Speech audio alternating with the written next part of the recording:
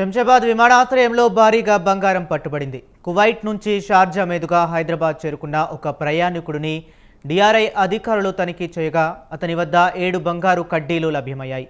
దాదాపు 1.8 కిలోల బరువున్న ఈ బంగారు కడ్డీల విలువ సుమారు 2.37 కోట్లు ఉంటుందని డిఆర్ఐ అధికారులు తెలిపారు. నిందితుడిని అదుపులోనికి తీసుకుని విచారణ జరుపుతున్నట్లు అధికారులు వెల్లడించారు.